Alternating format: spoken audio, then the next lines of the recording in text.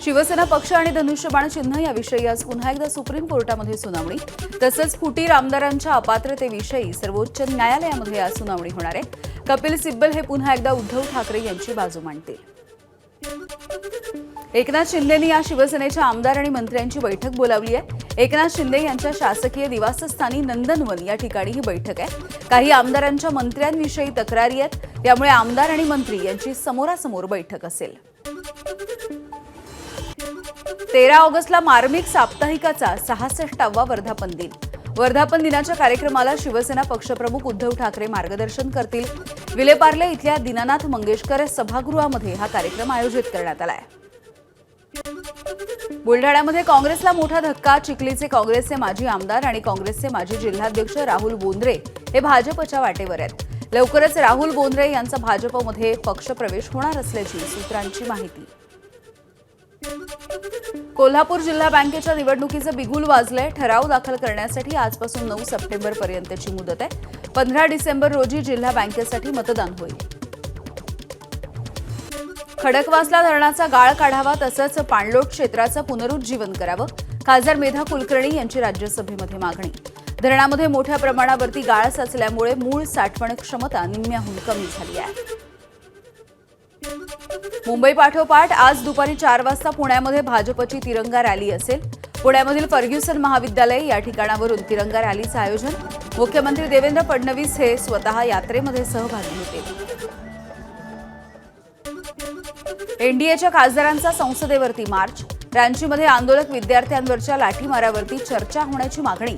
अमित शहांच्या निवेदनाच्या वेळेला विरोधकांनी पळून जाऊ नये, एनडीएच्या खासदारांचं आवाहन। जी, उन्होंने अब डिस्कशन करने से मना कर दिया है। पहले उन्होंने कहा कि कॉकरोच प्रोटेस्ट पे उनको डिस्कशन चाहिए, लेकिन जब उनको इस चीज के लिए उनका स्वागत किया गया तो उसके लिए उन्होंने मना कर दिया। तो देख रहे हैं आपके देश को जो है वो कितना धोखा दे रहे हैं। एक दिन भी जो है ये पार्लियामेंट चलने नहीं दे रहे। एनडीएच्या खासदारांनी संसद भवन परिसरामध्ये मोर्चा काढून विरोधकांना संसदेमधल्या चर्चेमध्ये सहभागी होण्याचं आवाहन केलंय। तर राहुल गांधींनी झारखंडमधल्या विद्यार्थ्यांसोबत संवाद साधला होता। प्रियंका गांधींचा मार्च काढणाऱ्या एनडीएच्या खासदारांना टोला।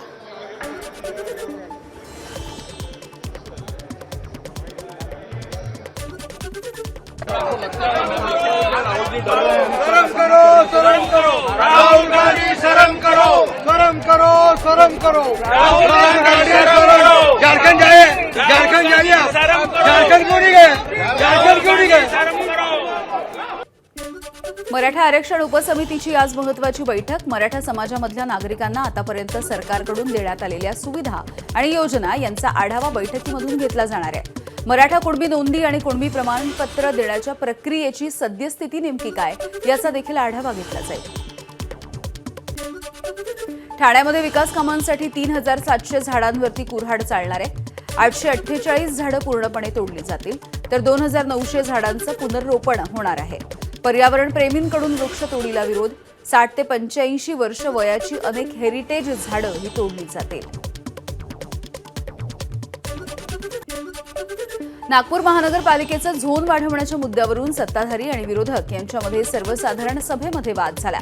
भाजपचे ज्येष्ठ नगरसेवक बंडू राऊत यांनी 13 झोन करण्याची मागणी केली। या मागणीला विरोधकांचा विरोध आहे।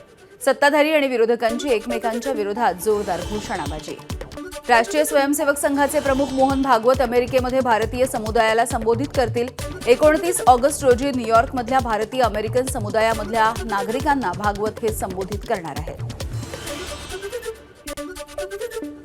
भाजप नगरसेविका तेजस्विनी घोसाळकर यांनी रेल्वे मंत्री अश्विनी वैष्णव यांना पत्र लिहून विद्यार्थ्यांसाठी लोकलचे डबे राखीव ठेवण्याची मागणी केली आहे। सकाळी 5 ते 11 या वेळेमध्ये उपनगरीय लोकलचे किमान 3 डबे राखीव ठेवण्याची मागणी।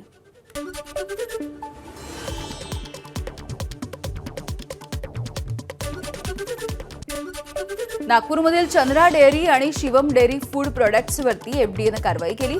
जवळपास 24,000 किलो प्रतिबंधित चीज अॅनालॉगचा साठा जप्त। महाराष्ट्रामध्ये चीज अॅनालॉगचं उत्पादन, साठवणूक, वितरण आणि विक्रीवरती 30 जुलैपासून प्रतिबंध आहे। विरारमध्ये 1 कोटी रुपयांच्या बनावट नोटा जप्त करण्यात आल्या। मुंबई अहमदाबाद महामार्गावरच्या शिरसाट फाट्यावरती ही मोठी कारवाई। गुजरातवरून मुंबईला जाणाऱ्या कारमधून या नोटा जप्त करण्यात आल्या। नांदणी मठाच्या माधुरी हत्तीणीची घर वापसी अंतिम टप्प्यात आहे. उच्चस्तरीय समिती, सेंट्रल झू प्राधिकरण आणि वनविभागाच्या प्रतिनिधींकडून माधुरीच्या निवासाची पाहणी. पथक उच्चस्तरीय समितीकडे अहवाल सोपवणार आहे.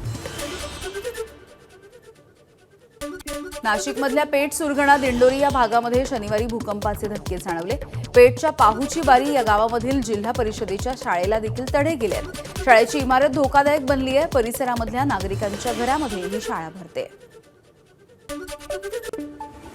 पालकांचे जे घरं आहेत तसेच ग्रामपंचायत कार्यालय, अंगणवाडी इमारत त्या ठिकाणी पर्यायी व्यवस्था म्हणून आम्ही त्या ठिकाणी शिक्षणासाठी विद्यार्थ्यांची सोय केली आहे. एकूण 8 खोल्या आहेत, म्हणजे एक त्यांचं कार्यालय आहे.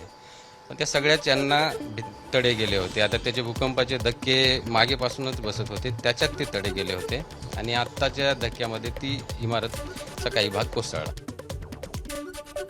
नाशिकमध्ये कुंभमेळ्याच्या पार्श्वभूमीवरती रस्त्यांची कामं सुरू आहेत. मात्र अनेक ठिकाणी ही कामं अर्धवट आहेत. तसंच रस्त्यांवरती अनेक ठिकाणी खड्डे पडले. या सगळ्याचा शहरामधल्या वाहतुकीवरती परिणाम. सिटी लिंकच्या 200 फेऱ्या रद्द. नाशिक महापालिका आयुक्त, कुंभमेळा आयुक्त, पोलीस आयुक्तांसह संबंधित अधिकाऱ्यांनी कामांची पाहणी केली. अधिकाऱ्यांनी स्वतः रस्त्यावरती उतरून कामांचा आढावा घेतला. मुख्यमंत्र्यांनी अधिकाऱ्यांना सूचना केल्या. पुण्यामधल्या शनिवार पेठेमध्ये अचानकपणे रस्ता खचलाय. सतर्कतेमुळे मोठी दुर्घटना टळली.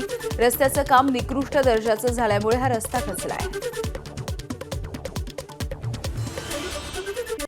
अभिनेत्री तब्बू यांना मुंबई हायकोर्टाचा दिलासा. विनापरवाना आवाज आणि फोटो वापरण्यावरती मुंबई हायकोर्टाची बंदी.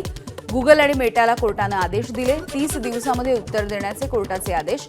पुढची सुनावणी 7 डिसेंबरला असेल.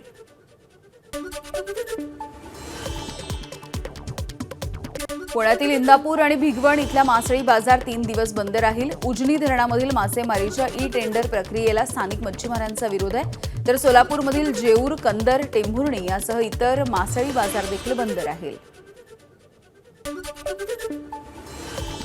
पुणे सातारा महामार्गावरती शिरवळमध्ये भीषण अपघात झालाय. मावळ तळेगावच्या 4 तरुणांचा यामध्ये मृत्यू झालाय, तर 2 जण गंभीररित्या जखमी आहेत. भरधाव कार ही आयशर ट्रकला धडकली.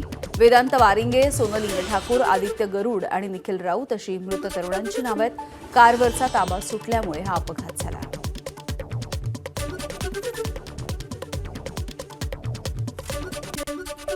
भंडारा महामार्गावरती 2 भीषण अपघातामध्ये 2 जणांचा मृत्यू झालाय, तर 1 जण गंभीररित्या जखमी झालाय.